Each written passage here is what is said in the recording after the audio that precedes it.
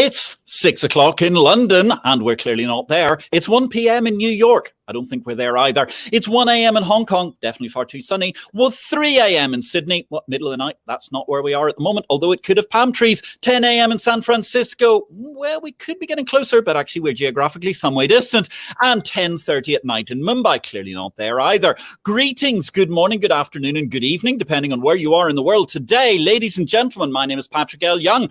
The new series, IPO-VID Livestream, Series 8, Episode 1, this is number 43, starts here. Now, before we get to our wondrous guest today, which is absolutely sensational, let me just make a personal announcement. Absolutely ecstatic that we could put the news on RNS yesterday that Valerian Blockchain, of which you know I'm an executive director, has an option to acquire the Gibraltar Stock Exchange. We're working on the closing of that transaction as we speak. But in the meantime, I happen to be on my travels. As you know, from 2 weeks ago, I was in Nassau in the Bahamas. If you haven't watched it, go look at that fabulous discussion of the future of SME funding with the magnificent DRC Ramming Senior, who's doing so much work with the Arawak X exchange, which, by the way, I happen to be very proudly an advisor of. Since we last saw you, we had a magnificent conference in Nassau. We had the 100 socially distanced people that you're allowed to have in a ballroom these days in COVID times, and also well over 4 figures of people watching live for 2 fantastic keynotes. You can catch those on the interweb too. One of them by my good self talking about exchanges and the advantages therein, and the other by the wondrous and incredible, and she's in the gallery this evening, Mrs. Young, whose PhD will be coming from this sunny locale as well tomorrow. So where are we? Well, we're not in Nassau anymore. We've actually moved to Providenciales in the Turks and Caicos Islands, and their trademark is beautiful by nature. If somebody would like to email us with any degree of proof that they can find that this is not beautiful by nature, I will be very, very excited to tell you. So that leaves us with our guest today, ladies and gentlemen, and we are ecstatic because this is history being made. We are recording this show today, a couple of hours before our live time when you'll be able to catch it, and you're now watching on YouTube, Facebook, and LinkedIn, with CryptoDad, Christopher Giancarlo, the Honorable J. Christopher Giancarlo. And today's the day, ladies and gentlemen, he's returned for IPO-VID when his book is published. It's in the stores right now. It's shipping. Reviews are starting to come through. I have read it. It is magnificent. But actually, let's get to the 13th chairman of the Commodity Futures Trading Commission, the Honorable J. Christopher Giancarlo. He's senior counsel to the international law firm Willkie Farr Gallagher. As we know, we had a great discussion about the world of the blockchain and much more with him just a couple of months ago. He's a co-founder of the Digital Dollar Project, a not-for-profit initiative to advance exploration of a U.S. central bank digital currency.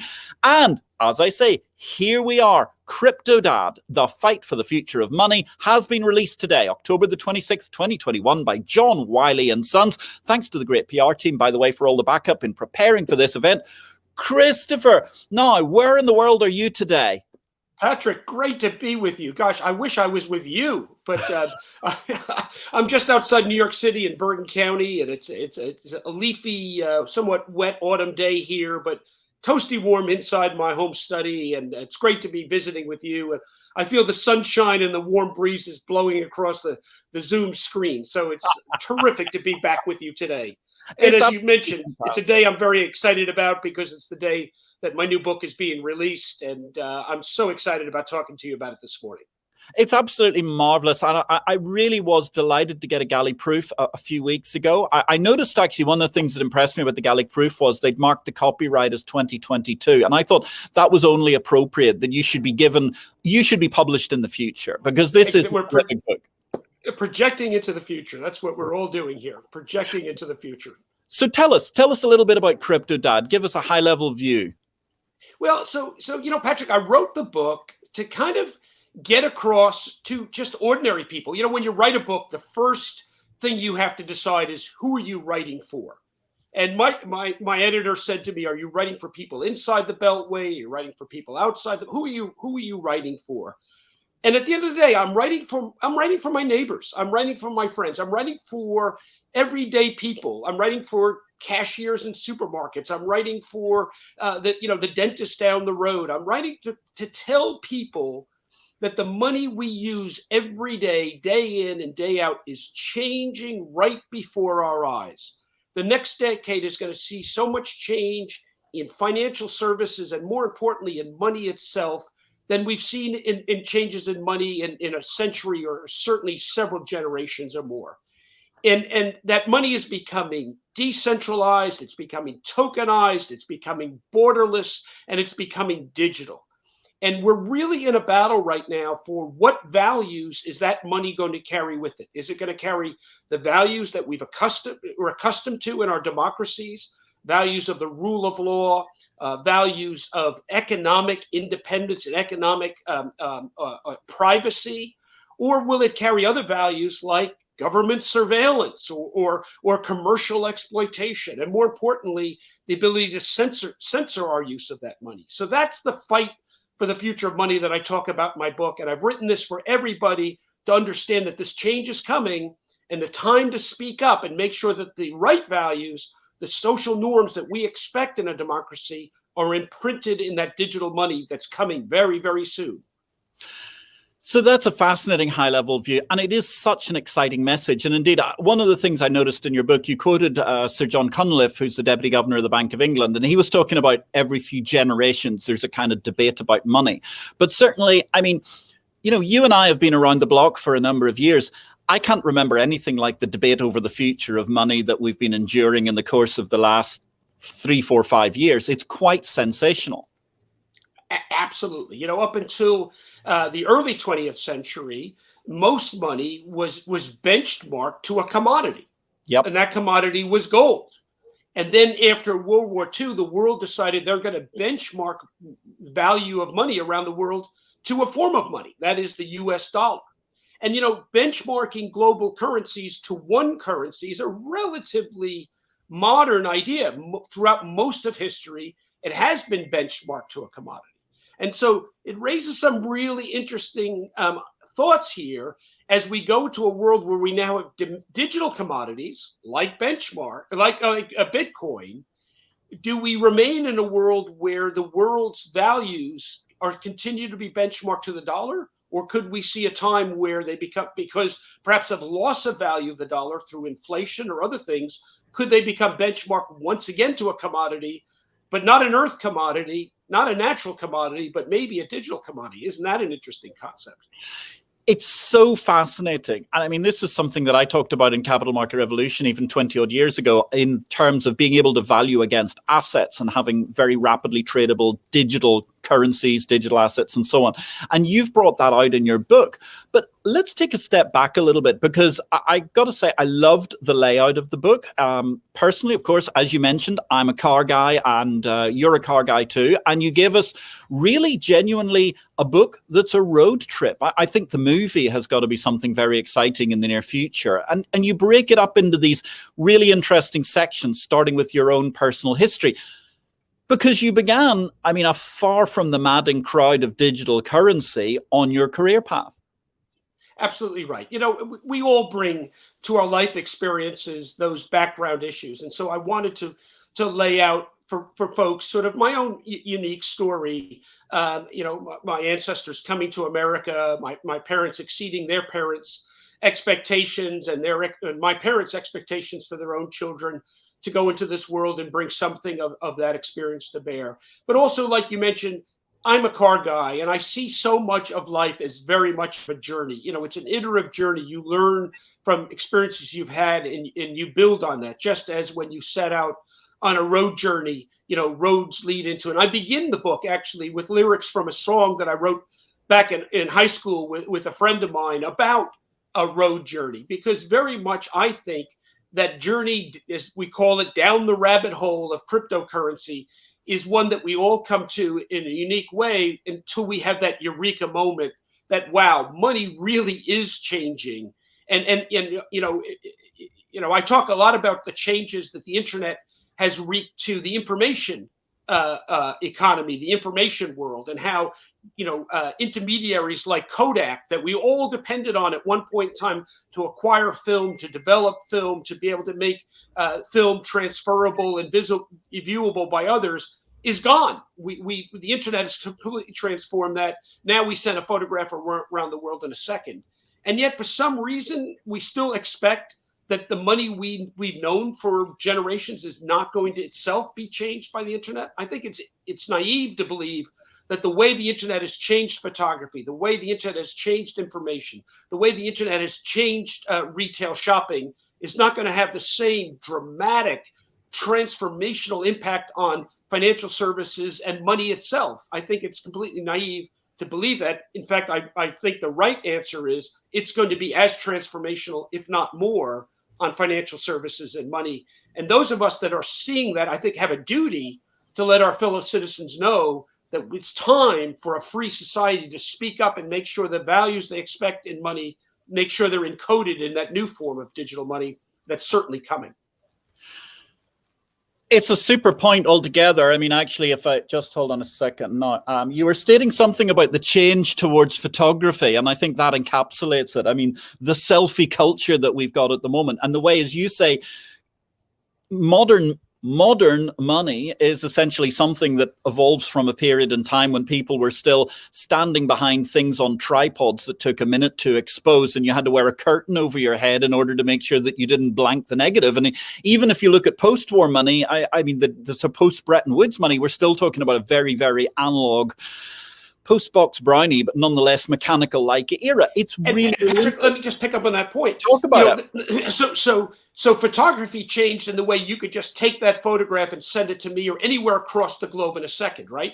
That was the first order impact. But the second order impact is the way people now can attend an event or see an incident and videotape it, and a second later it's on YouTube, which may cause all kinds of social movements or protests or others to follow that. So there's a first order impact, that the sheer technological change, and then there's the social impact. And so, I think right now, those of us that are proponents for the digital future of money or prophets of it are pointing out that technological change. But what's completely unforeseen and unforeseeable is what the social impact of that will be. And that's something that, all our children will see and experience, but I'm certain it's going to be as dramatic as what the selfie and the video clip of real life in real time has changed society.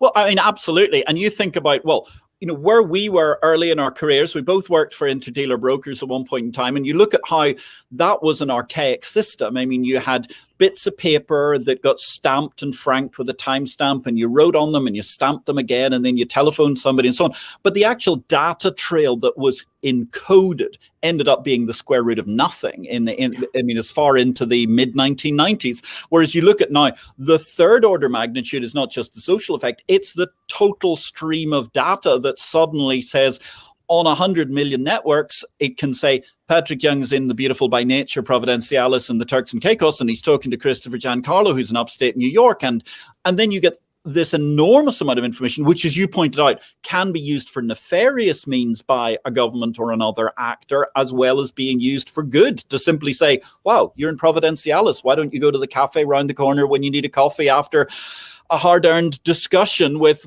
Christopher Giancarlo, the CryptoDad? And it's really, really interesting how that generates. So actually, one of the things I loved in your book was how you've broken down the multiplicity of different functions in the world. And you've noted how technology takes place. And you had a beautiful story about flying out to the Midwest and meeting a farmer, and he was telling you he'd just cut his hard red wheat field.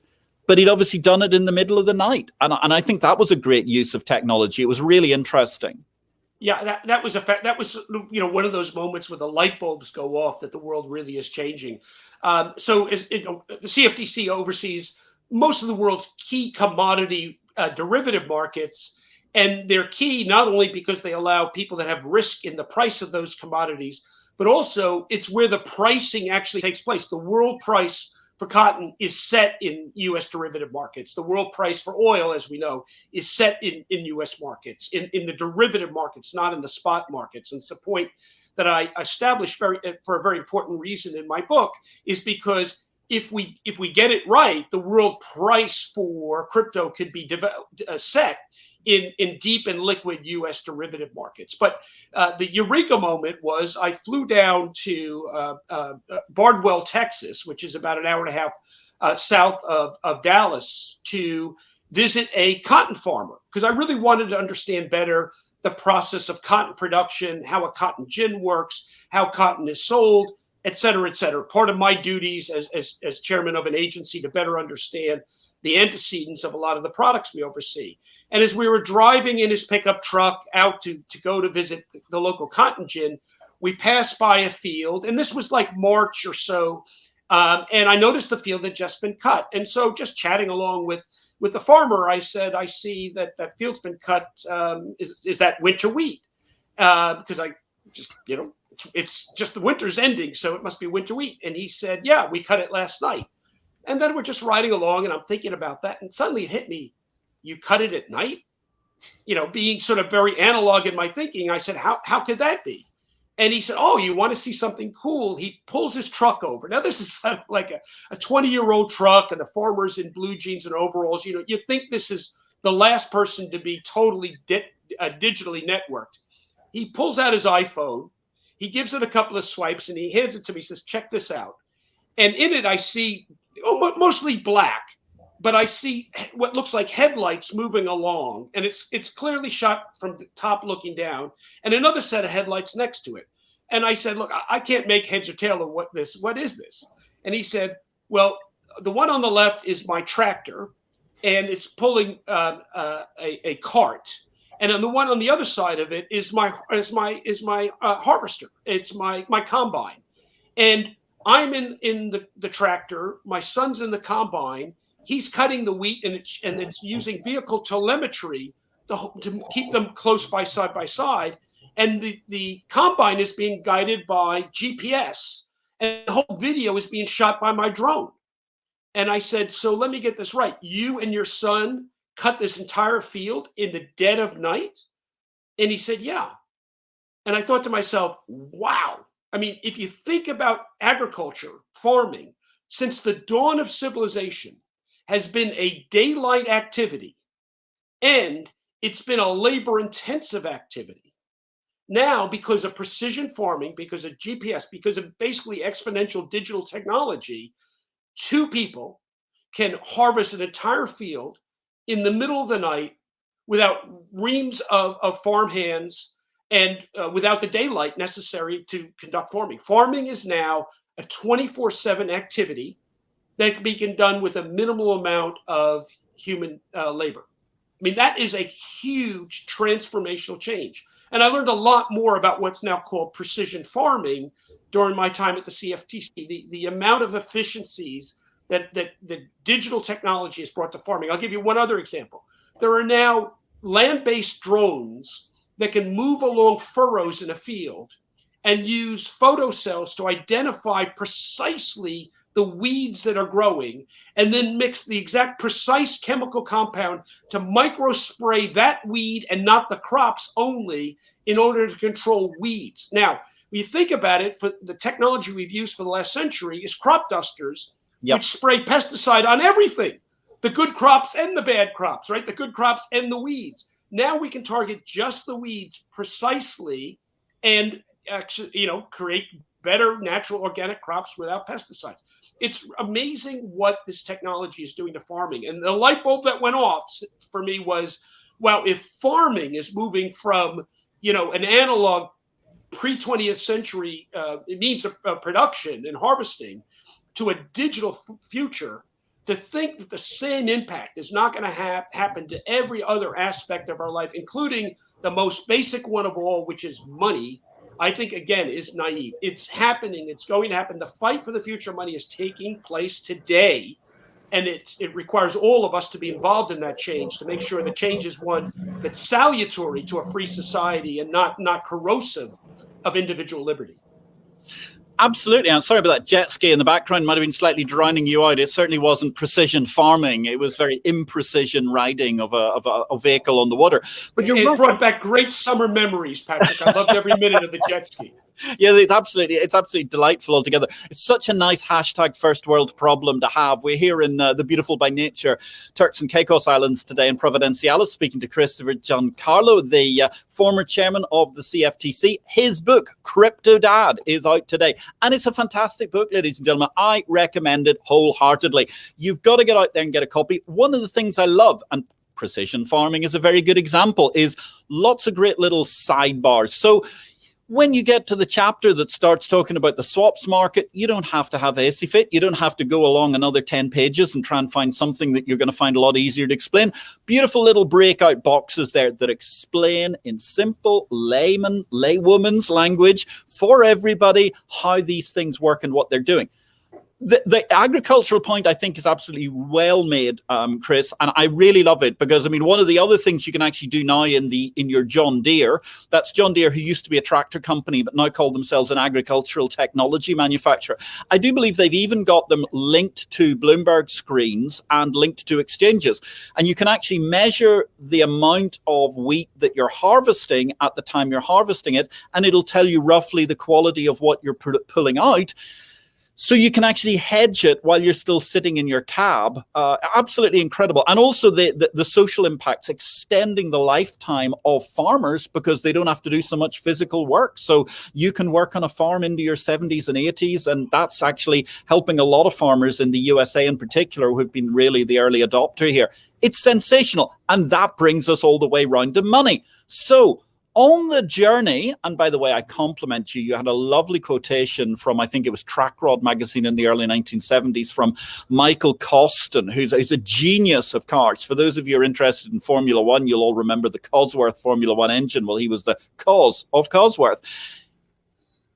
Talk to us a little bit about how, in this, before we get to the outright skirmishes and the guerrilla warfare of the battle for money that we're coming to in a few minutes' time, you get to the CFTC. Tell us a bit about how that journey and how Washington kind of impacted your thinking, because you talk about that in the book. Well, I'll tell you what, it was an honor to be asked by President Obama to serve at the CFTC. And I went there after a decade and a half on Wall Street, operating one of the world's premier trading venues for over-the-counter swaps. And I became a proponent of what became the reforms to the swaps market that were embedded in the Dodd-Frank Act because of my own experience in the financial crisis in 2008.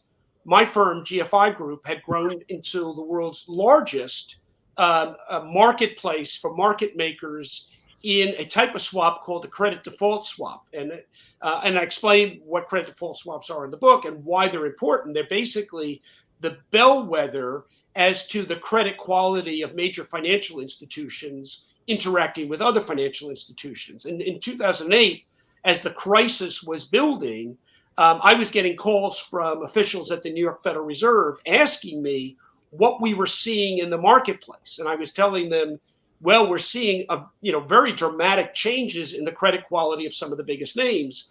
What's called the spread, the cost to insure against default by a Lehman Brothers, was going up during the course of a given day quite dramatically, which meant that there was basically fear and loathing on Wall Street as to the ability of that financial institution to survive. And the officials at the Fed said to me, wow, that's fascinating. We'd like to understand more. Can you swing around to the Federal Reserve? And at those days, our offices were at 100 Wall Street. The Federal Reserve was a block or so away on Maiden Lane. And I said, sure. But I said, we are in a crisis mode on the trading floor, trying to maintain orderly markets. I'll try to swing by, but maybe I won't get there till 8 or 9 o'clock tonight. And this was 2 days before Lehman fell. And the federal official said, oh, no, I'm way too busy tonight. In fact, I've got a kid's soccer game. Why don't you pull out your diary? Let's look. Maybe there's a date in October. Now, we're talking October 2008. That we can get together. I said, sure. But the way the markets are moving right now, I don't know whether some of these banks will be around in October, but sure, I'll come by then. We may have plenty of time to have a coffee then. So it was clear to me that the federal government had no better visibility into the credit quality of some of the world's most important financial institutions than to call around to shops like mine and say, remind us what you guys do again. And do you have a few minutes to have a cup of coffee? I became a proponent for the greater market transparency that Dodd-Frank required. I became a supporter. In fact, I have been a supporter for a number of years of central clearing of swaps products, because actually with some of my colleagues, we had begun the launch of the first clearinghouse for swaps products. And I was a proponent for the activities that were being done by firms like mine be actually properly licensed. I thought it would bring a greater professionalism to it. So in 2010, when the Dodd-Frank bill was passed, I put out a public statement commending President Obama for that achievement and the Congress. And in 2013, when a seat opened up on the commission, I was honored to receive an invitation and a nomination to join the commission, and I did. I went there to work on swaps reform. I didn't go there to focus on crypto. It was something that was in my sort of distant knowledge base, but it really wasn't why I went into government. And then it started to build. And in 2015, I started talking to some folks that were developing crypto, and it started really, my knowledge base started growing. And a couple of other things happened. One of the things that happened when I was at the commission as a commissioner, not as chairman, from the period of 2014 until 2017, is I started realizing that regulatory agencies were so backward looking. I use the phrase in the book that the peacetime generals spend their time fighting the last war, and peacetime economists spend their time fighting the last depression. Well, the fact of the matter is, peacetime regulators are obsessed with the last market crisis and are not sufficiently looking ahead to the next one. And you mentioned John Deere.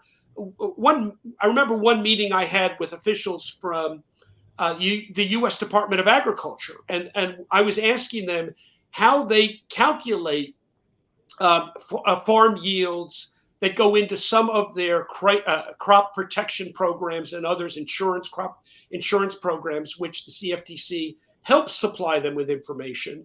And they explain that they use some information that we provide and some information that they gather themselves by actually calling around to large agriculture producers.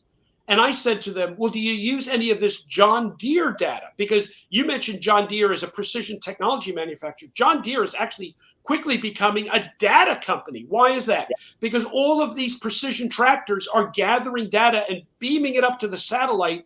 And John Deere is creating enormous databases of agriculture production.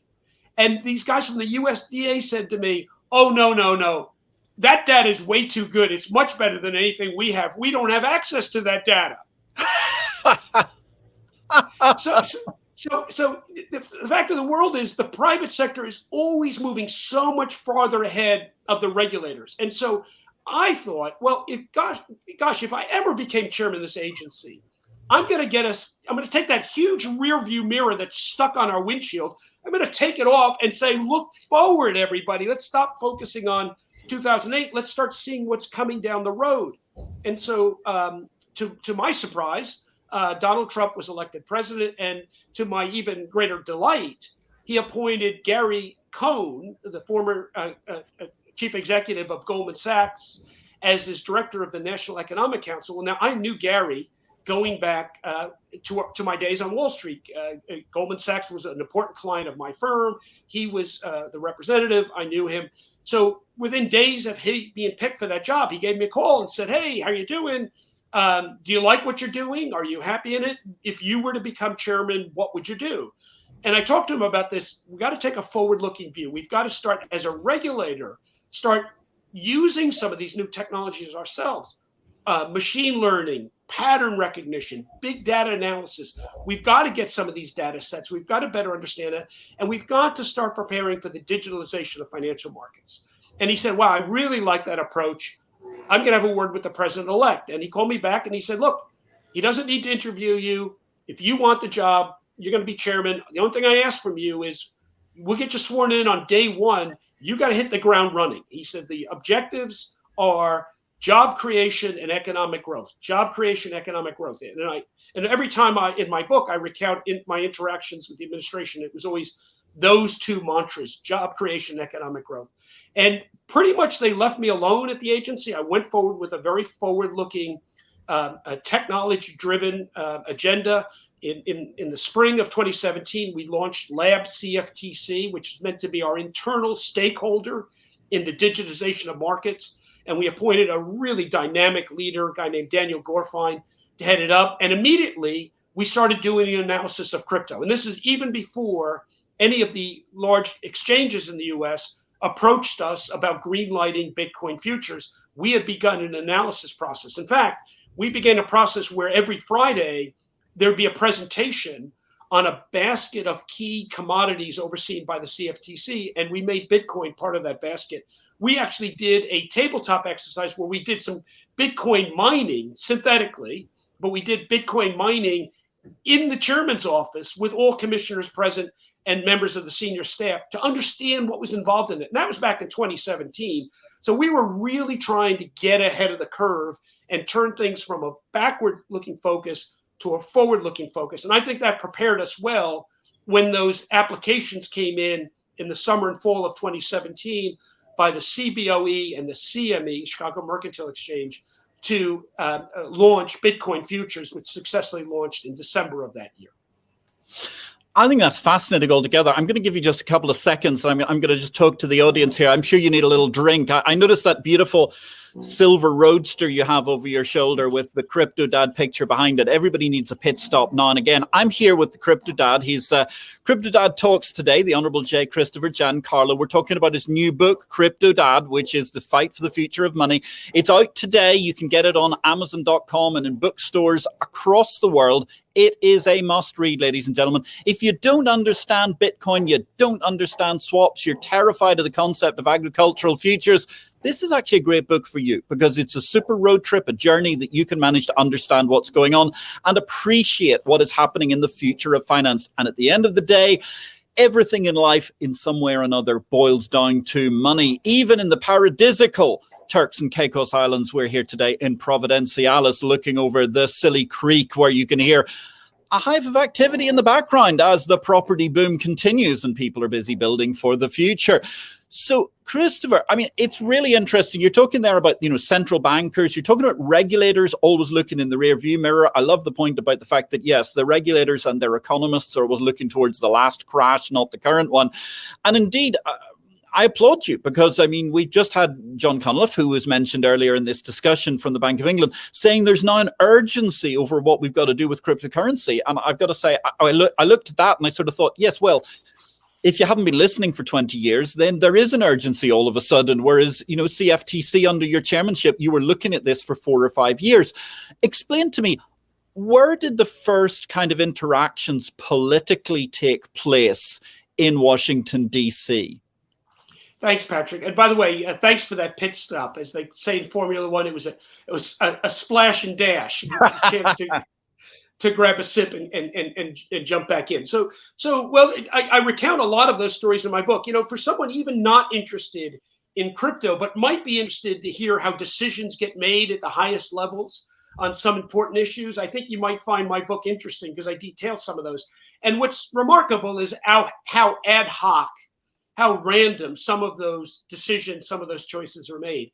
And I also explained that the Trump administration never had a formal policy, either stated or unstated, about crypto, which allowed regulatory heads like myself to call it as we see it, to follow within the traditions of our agency, but within our own judgment as to what's the right course. And so there was no effort to stop the CFTC once we decided to greenlight Bitcoin futures. But there was a lot of sniping around the edges, both in Washington and around the world.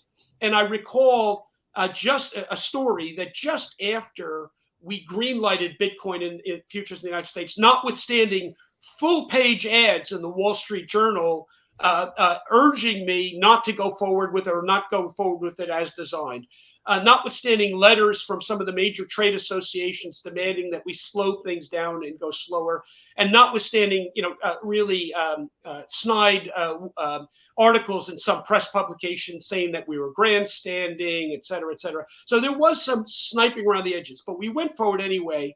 And a few weeks later, I was attending a regularly scheduled meeting of the Financial Stability Board in Basel. And for people that don't know, the Financial Stability Board is the holy of the holies. It's the great intersanctum of where important decisions get made for the global financial system. It's a board that was set up by the G20 after the last financial crisis.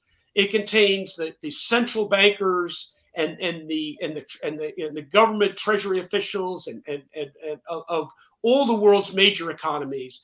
And these are not people that are elected. These are people that are appointed at the highest level, and they meet in a remarkable building inner sanctum. I describe it as something out of a James Bond movie. And there, I was asked to explain the CFTC's decision to greenlight Bitcoin futures. And I think this is one of the really fun reads in the book, because I describe the different attitudes, mostly negative, by central bankers. Why is that? Because central bankers' primary job is to defend their reserve currency status of their currency. And so many of them view crypto as either a real or a potential threat to what they're doing. And so there's real nervousness about crypto. And I also explain in the book that up to this time, for 10 years, society has been experimenting with money, and central bankers have paid it little mind. Now, all of a sudden, they immediately find themselves in what I call a fight or flight moment, whether to squelch this new innovation, as China seems to be doing, or to pretend it isn't there, as some are doing, or to accelerate their own efforts to develop digital currency, as I believe responsible central banks should, but not to the exclusion of private sector development. In fact, as I say in the book, the official sector has a lot to learn from the private sector and ought to actually hold in respect what the private sector has done. Anyway, read the book to find out how that meeting in Basel, Switzerland went. I think folks will find it pretty fun and informative about how decisions are made and at the highest levels of government. It's not as perhaps as disciplined and structured and dry as you might think. There's a lot of emotion involved, even at these august decision-making and rule-setting bodies. I agree. It's a fantastic passage. It reads like a Tom Clancy novel, but it was real life. And just like the new James Bond film, in case you haven't seen it yet, I'm not going to give away what was the ending to that whole discussion. You need to buy CryptoDad, the fight for the future of money, and read that itself.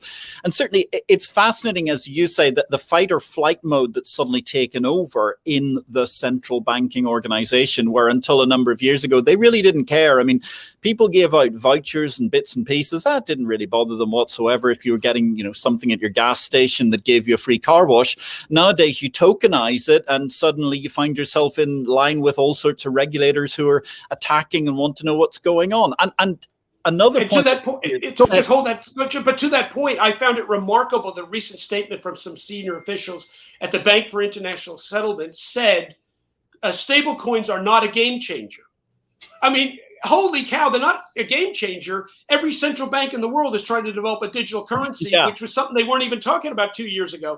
It's because stable coins are succeeding so successfully, are moving so much money around the world at low cost, instantaneously, in a borderless way, that the central banks of the world, the heretofore controllers of those payment systems and of that payment system framework, are suddenly saying we need to accelerate these efforts. Yeah, stablecoins are a game changer, and the evidence is the acceleration of efforts by central banks to move forward. Now, I'm a supporter of those efforts, but to say that it's not a game changer, somebody doth protest too much, I think. It's absolutely a game changer. At the same time, I can see there are clearly a large number of bureaucrats around the world who wake up in the morning and they see their pensions flashing in front of their eyes in terror at what this newfangled money can do. And you're right. I mean, we talked, just a few months ago, before summer, and you look at how much has changed even since then. I mean, the central bank digital currency, well, this week we've got the e-Naira coming from Nigeria. Not something that probably it matters much to Western investors, but a great thing in order to try and help ungum what is an economy which is already largely cashless and using mobile technology for a lot of transactions. We've seen the incredible moves. Well, we were in the Bahamas just 2 weeks ago, my wife and I, and there the central bank, they've got the sand dollar. Why have they got the sand dollar? Because the Bahamian dollar, even though it's pegged to the US dollar, is traditionally difficult to get money in and out of. So sand dollar becomes a transactional thing. And also you hit upon something just made me think about it was, good grief, we talked 2-3 months ago and look at how the world's changed. At that point in time, the big worry was China was about to dominate the world of cryptocurrency mining, and therefore the West would be essentially a satellite of whatever got mined in China. And now this week, I read in the South China Morning Post just a day or so ago that not only has the crackdown been incredible, but actually there's a governmental body that simply said that as far as they're concerned, cryptocurrency mining is an industry that they want to see removed from the shores of China. Quite incredible the speed this stuff is moving at, Chris. Absolutely. And I take that as the ultimate expression of what I call in my book, the central banker's fight or flight moment. China's done both, right? They're fighting by suppressing non-sovereign cryptocurrency production at China, but they're flighting because what they're doing is usurping the great lead in digital payments that Alipay and WeChat Pay have started by stepping in their shoes for their own creation, the digital yuan. So China is if nothing proves the success of digital tokenized payment systems, it's China's moves to suppress it, because it basically saying is it's so good, we're going to own it in the form of digital yuan. It's such an innovative idea that we want to take it over and run with it and be the exclusive provider of it within China. So that's fascinating. So you talk about the subtitle of your book, CryptoDad, is the fight for the future of money. You're looking at this whole thing, but it's a multifaceted battle, isn't it? I mean, from the China angle, the US angle, and how this goes around the world. It's a multifaceted battle. The players are central banks, central governments, the private sector, including big tech, big banking, the big banks and the legacy infrastructure that have some vested interest in the old world, but also see the opportunity of the new world. The players are underbanked populations, under ID'd population that have been excluded from the old system because the old system requires identity in every case. And anywhere between 1 billion to 2 billion of the 8 billion people on this planet don't have sufficient identity to participate in that case. And the other player in this, the player that I'm hoping to reach with my book, is the broad middle of our free market economy, of our free society, the people who rely on a degree of economic independence, of economic privacy, that have enjoyed that in the money of our democratic systems for a long time, and to say to them, folks, you've got to engage. You cannot take for granted that the privacy you enjoy in a fiat money system will be the privacy you'll enjoy in a digital monetary system of the future.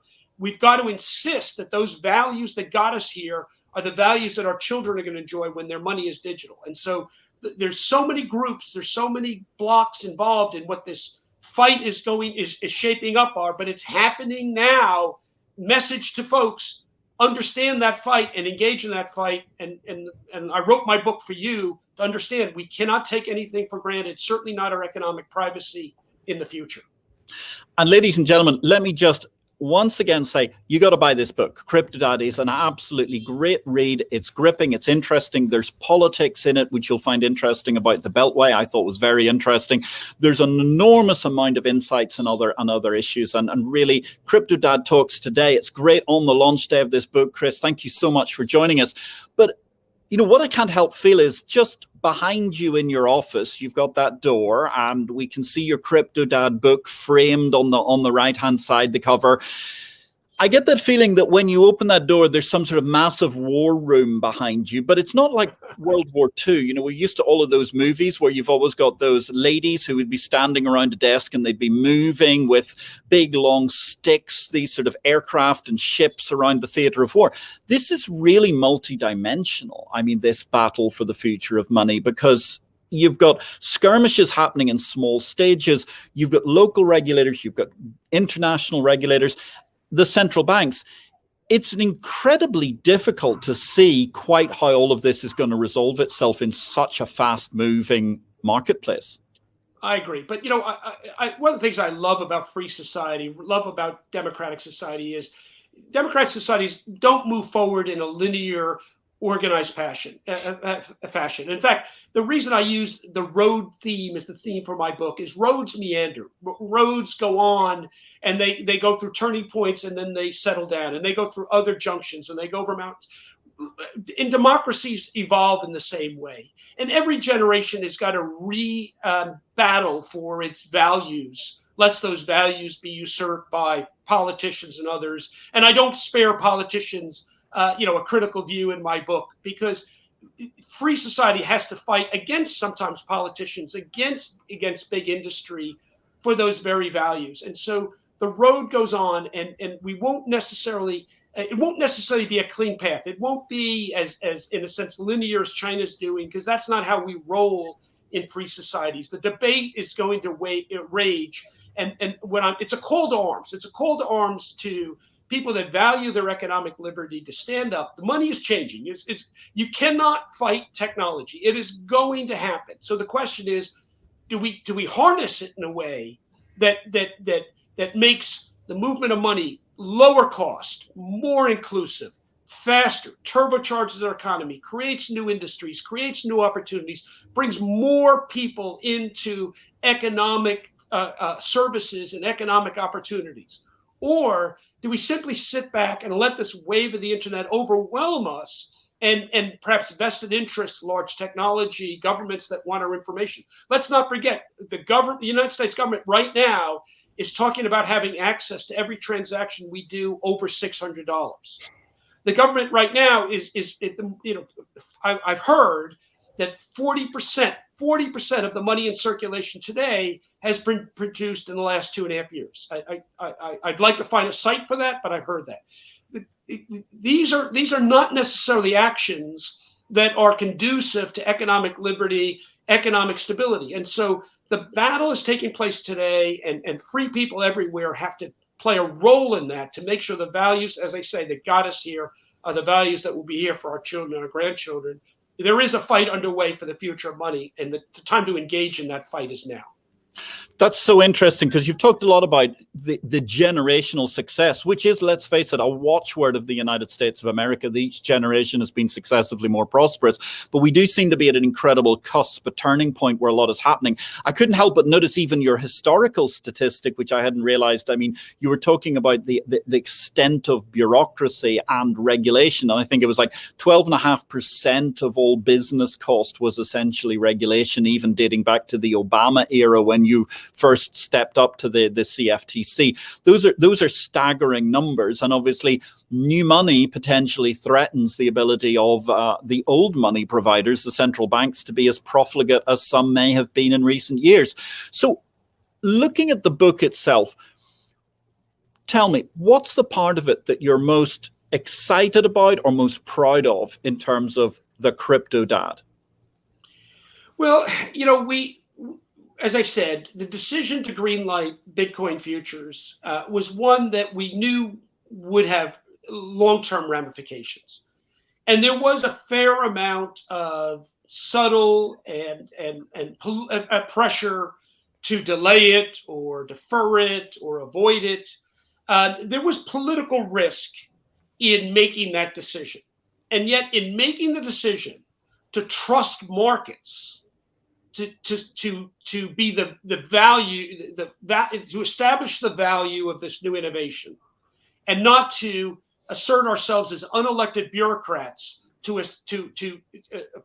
put a value on this, but to leave it to markets, took political courage. It hazarded political risk, but in so doing, it actually decreased regulatory risk for the marketplace. It allowed a market to evolve and develop. And that market has now been going for 4 years. And during that period of time, people have looked to the CFTC for regulatory clarity, for regulatory intelligence, what I call market intelligence in the book. And so sometimes public figures and regulators need to take political risk in order to de-risk markets and enterprise. And I think that is perhaps the moment that I'm most proud of. And I look at the Bitcoin ecosystem today. I look at the crypto ecosystem today. Its maturity level, the ecosystem that has evolved of execution, of market making, of professional money investment, of insurance engagement, of portfolio management. You see a rapidly maturing ecosystem, and that would not have happened had we not had the political courage to greenlight Bitcoin futures back in 2017. So sometimes when leaders are willing to brave the political risk in order to de-risk an environment, healthy economic activity results as part of that. So if I'm proud of something, I'm proud of that, and I go to great detail in the book to explain the pressures on us to just hinder that innovation and why we stood tall and went forward with it, and something I think it has contributed directly to the success of crypto, and eventually to central banks and governments recognizing the success of this innovation and now looking to develop their own avenues of crypto. And I think also, I mean, I applaud you for that foresight, because the other thing that has happened is, for several years, people have been throwing brickbats at the futures exchange who pioneered their futures contracts under the CFTC's regime. But actually, we're reaching a fascinating tipping point now, because the likes of the CME Bitcoin futures are becoming the price benchmark, not these unregulated, arguably rather more dubious, certainly not subjected to the kind of high quality rational regimes of regulation, such as the CME, SIBO et al., who've produced their futures. And that's a very good move, because it's almost like the OTC move into CCP, into central counterparty clearing. It's giving a lot of credibility to that market. Absolutely. I mean, I must say I take some degree of personal satisfaction that the SEC, which for the last 4 years wasn't willing to take much political risk in terms of giving leeway to this innovation to move forward, has now decided to go forward with its first basically regulated marketplace for a crypto product in the case of Bitcoin ETFs. But they're doing it by allowing it to be based upon that regulated market that we initiated 4 years ago. So it's vindication, the choices we made, that our sister agency, the SEC, would use that mark as a basis. Now, putting my personal satisfaction aside, I am concerned about a product that's effectively a derivative on a derivative. There's a lot of basis risk inherent in that. There's going to be arbitrage. There's going to be other aspects of that. Some of these we anticipated during my time at the CFTC. In meetings with the SEC, we talked about if they were to launch an ETF, what that might look like, the need for perhaps revised position limits, what the demand might look like, how that might work. So some of the very issues that I understand the CFTC and the SEC and its exchanges are working through now is some of the issues that we anticipated back then. Ultimately, I do think that there's going to be demand for an ETF based upon the underlying spot markets, and that's going to present some challenges because, as I explained in my book, spot markets for non-securities based, basically commodity based crypto are unregulated under our existing regime. Now, remember, the existing regulatory regime in the United States was not written for crypto. It was written 90 years ago in the 1930s for a completely different world. We do not have today a crypto native regulatory regime. We have regimes that people like me have evolved to adapt to this technology, but they're not crypto native. They have many shortcomings and many limitations. We do need, as I explained in my book, the Congress, the representatives of the people, to identify what is the U.S. public policy in the Internet of Value, in crypto, in Bitcoin, and in central bank digital currency. I think those imperatives, and I expressed in this book, have to be, yes, investor protection. Yes, orderly and liquid and deep, well-regulated markets, and a national imperative in furthering innovation and seeing innovation happen without a constant regulatory jeopardy. That innovators know where they can move forward in a way that they're not going to be subject to regulatory risk or undue regulatory risk. If we can establish those principles, and if Congress can lay down a sensible approach, and I talk about some of these in my book, then I think the United States can become a center of innovation for what ultimately, and why do we want to do this? Patrick, this new innovation presents the opportunity for greater financial inclusion, lower cost, greater speed, less rent collection to move money around the world. It can send an economy that is, question where our growth is right now, but it can send an economy where economic growth is generally a good thing for job creation. Others, it can actually turbocharge our economy by lowering rent collection, improving the speed and velocity of money, if we get it right. But the only way to get it right is to have that national debate, to have the people's representatives in Congress lay down what those imperatives are and not leave it to unelected regulators to, in a sense, make it up as they go along. They can make it up as they go along for good, as I tried to do with the CFTC. They can make it up as they go along by simply not taking political risk and doing nothing, as has been done as well. I think the opportunity here is to have a national debate, inform Congress on this, and have them lay down some basic markers so we, the United States and the West generally, in Europe and elsewhere, can be a leader in this innovation. We want the democracies to lead in the future of money, not the autocracies, not the dictatorships. We want the democracies to lead in this innovation for the good of our people.